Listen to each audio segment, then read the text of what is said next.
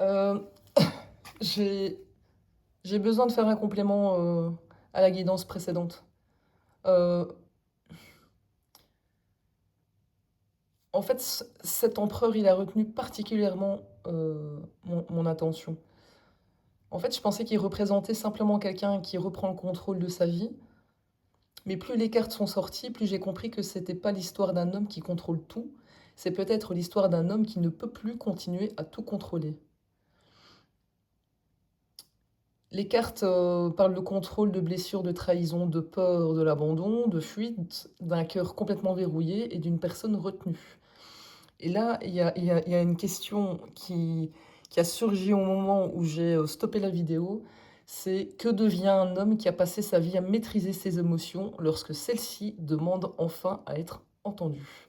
Et c'est ça qu'on va aller explorer en extension. C'est une grande première. Mais là, j'ai vraiment besoin de savoir. Il y en a une calebasse en dessous du canapé, comme d'habitude. Je vais la chercher.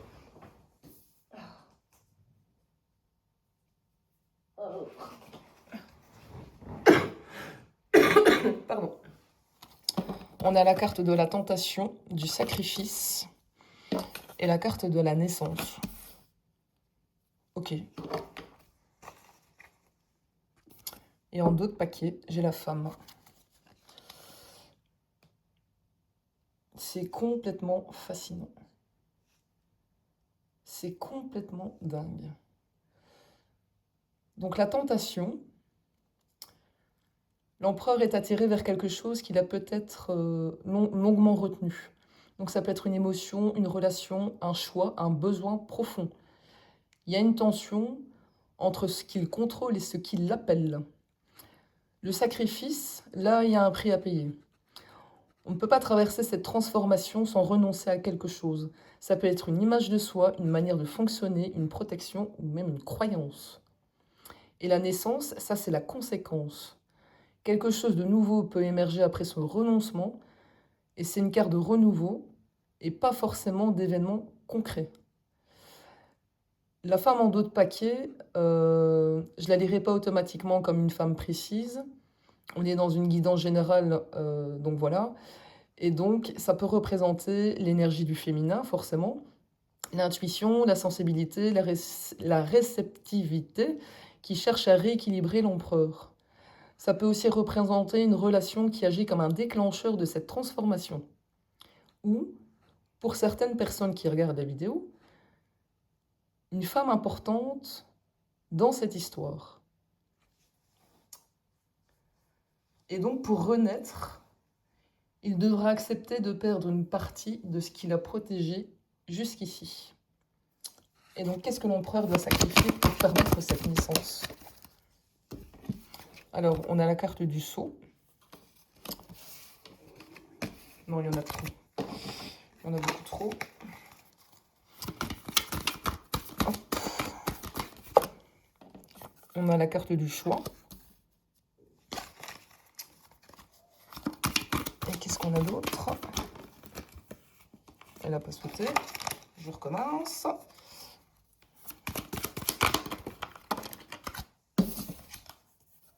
Et on a la carte de la bénédiction. Ok. Alors, un sceau, c'est ce qui ferme, ce qui garantit, protège ou scelle, donc SCE2LE. Selon les traditions, ça peut représenter un pacte, une identité, une promesse, une armure ou un verrou. Et donc, dans la logique ici, mais les cartes semblent dire que l'empereur ne doit pas sacrifier une personne, mais un sceau. Donc, autrement dit, ce qu'il a maintenu enfermé jusqu'ici,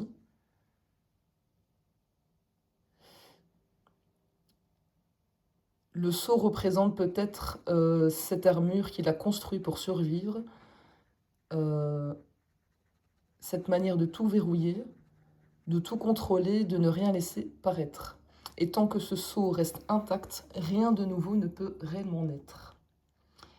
Et là, je trouve que l'enchaînement avec le choix et la bénédiction, c'est très parlant. La bénédiction ne tombe pas du ciel, elle est la conséquence d'un choix. Et donc ce n'est pas le destin qui décide, Ça raconte symboliquement qu'une possibilité de transformation existe, mais qu'elle dépend d'une décision. Et donc peut-être que la plus grande force de l'empereur n'a jamais été de tout contrôler. Peut-être que sa véritable force commencera le jour où il acceptera de briser le sceau qui retenait son cœur prisonnier. Mon que c'est joli. Et donc c'est quoi la plus grande peur de cet empereur aujourd'hui? Le retour, la sagesse,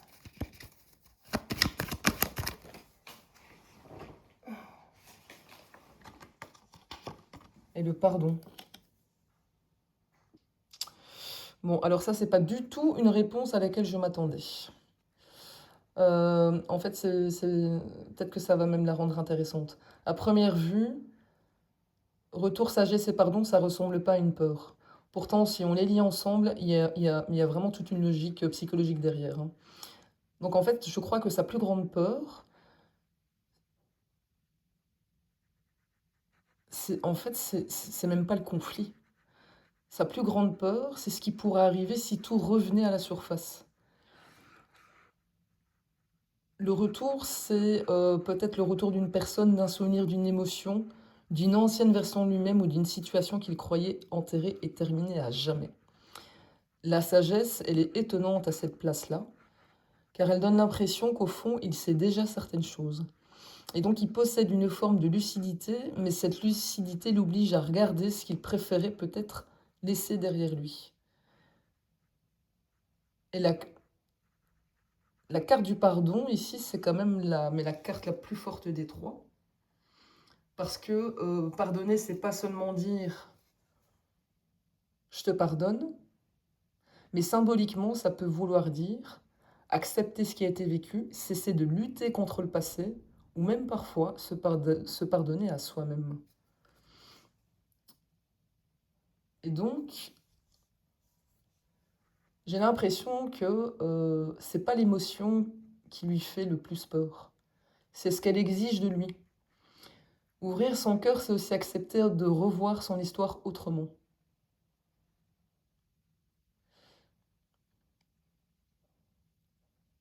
Alors, je vais lancer une hypothèse de lecture sans dire que c'est forcément une vérité absolue. N'oublions pas que nous restons dans de la cartomancie. C'est pas un détecteur de vérité. Et si la plus grande peur de l'empereur, c'était pas d'aimer, mais de devoir un jour pardonner. Parce que pardonner, ça signifierait reconnaître sa blessure, renoncer à certaines protections et accepter que le passé ne puisse plus diriger sa vie. Et ça, c'est énorme. Mon Dieu, mais c'est que je le plains, cet empereur. J'imagine même pas son état émotionnel, en fait, hein. Là, franchement... bon. Qui sera l'empereur quand il aura traversé sa transformation?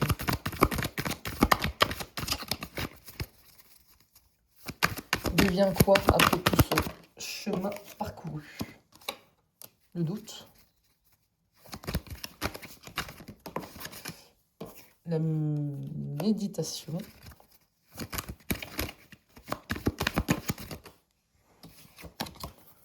Et l'ordre? Ok. Bon, celle-là, je ne l'ai pas vue venir non plus. En fait, on pourrait croire que, là, en lisant comme ça, doute, méditation, ordre, que cet empereur régresse. Mais en fait, non, je crois pas. Je crois pas. Je pense que ça décrit plutôt les étapes de sa renaissance. Donc le doute pour quelqu'un qui a toujours fonctionné dans la certitude, le contrôle et la maîtrise, le doute n'est pas une faiblesse. En fait, c'est le moment où les anciennes certitudes tombent et il ne sait plus exactement qui il est, pardon, sans son armure. Oh mon Dieu. La méditation, là, au lieu de repartir tout de suite dans l'action, il s'arrête. Il écoute, il intègre, et c'est l'inverse du contrôle permanent. En fait, il accepte de rester un moment dans l'inconfort pour essayer de comprendre. Et l'ordre, Ce n'est plus l'ordre rigide de l'ancien empereur, c'est un nouvel ordre construit après le chaos et sur le chaos. Une structure beaucoup plus consciente qui repose plus uniquement sur la maîtrise, mais sur l'équilibre. Et ça, je trouve que c'est une superbe boucle euh, par rapport au début du tirage. Donc on a commencé avec la chute des empires et on termine avec l'ordre. Et donc l'ancien empire, oh, je vais y arriver, je bégaye à mort. Pardon, l'ancien empire s'effondre et le nouvel ordre naît. Et ce n'est plus le même empereur. L'ancien qui dirigeait son royaume avec du contrôle s'effondre. Tout ça s'effondre comme un château de cartes. Et le nouveau le dirige après avoir traversé le doute, la souffrance, le pardon et la remise en question. Et donc, moi, c'est pas grave. Je suis fatiguée. Je conclurai en fait l'extension comme ça. En fait, les cartes ne racontent pas la chute d'un homme, elles racontent la chute d'une manière de survivre dans le monde. L'empereur croyait que sa force résidait dans le contrôle, mais au terme de ce voyage, il découvre que sa véritable autorité ne naît ni de la peur, ni de l'armure, mais de la capacité à traverser le doute sans perdre son intégrité. Ce n'est pas un homme qui s'effondre, c'est un homme qui se reconstruit. Et il se reconstruit autrement. C'est magnifique. Et là, je vais poser la question qui va donner un sens à tout ce voyage. C'est pourquoi l'empereur devait-il traverser tout ça? Pourquoi? Ah, ouf, ouf. Oh, ben, je crois qu'on a déjà la réponse à la question. Ça va aller vite. On a la carte de la femme du malheur et le nadir. Ouais. Et en d'autres paquets, on a la science, que tu ne vois pas.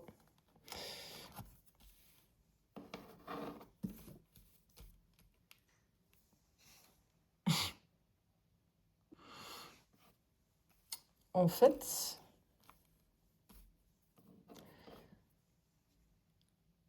l'empereur n'est peut-être pas devenu un homme de contrôle par nature.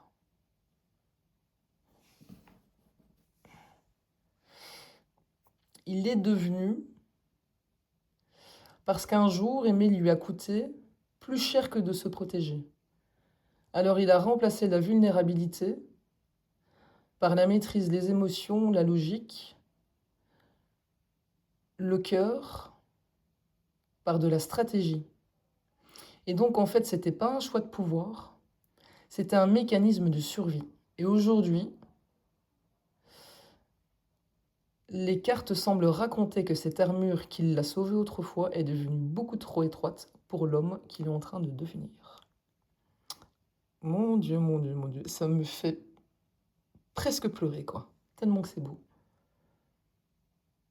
Ben, cher empereur, si c'est toi qui me regardes, chapeau. Bon, ben voilà, je crois que on a nos conclusions. Bon, n'hésitez pas à commenter, hein, vraiment, je veux connaître vos retours. Je vous souhaite une bonne après-midi. Salut!